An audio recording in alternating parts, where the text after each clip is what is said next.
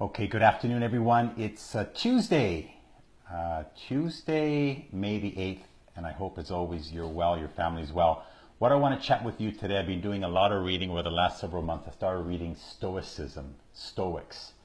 And Stoicism, reading out loud here, has just a few central teachings. It sets out to remind us of how unpredictable the world can be, how brief our moment of life is, how to be steadfast and strong and in control of yourself, and finally, that the source of our dissatisfaction in our impulsiveness, dependency, is on our reflexive senses rather than logic. And so I receive this daily Stoicism email every day from, who's it written here by?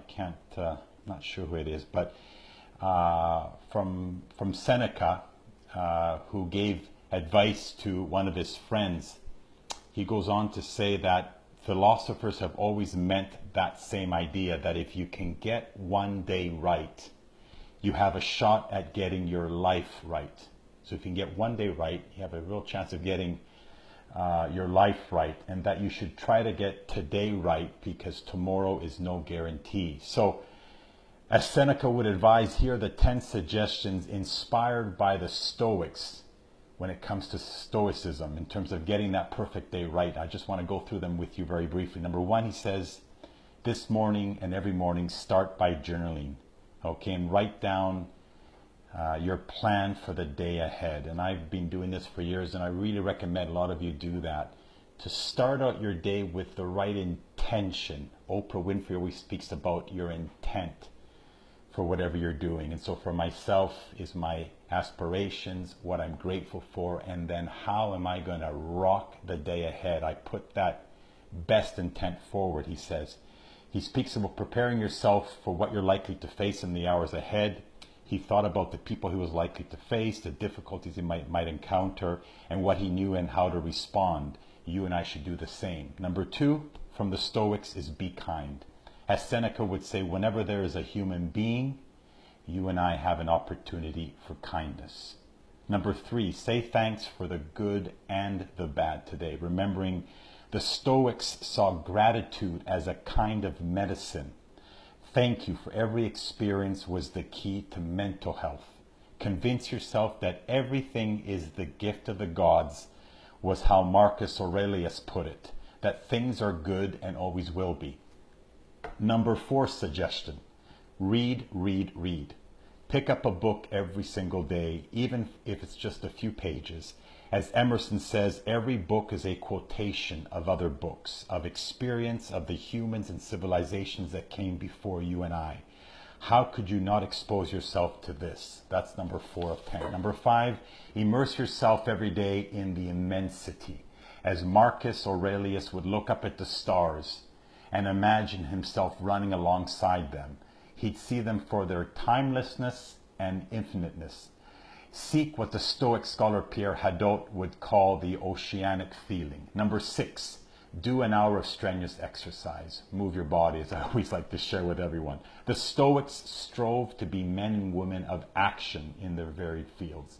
Developing the mind is somewhat pointless if one does not develop the body alongside it, because execution and action become impossible. Number 7 of 10, find a moment to have a thought about death. The point is not to be morbid, say the Stoics, but to remember that you are mortal.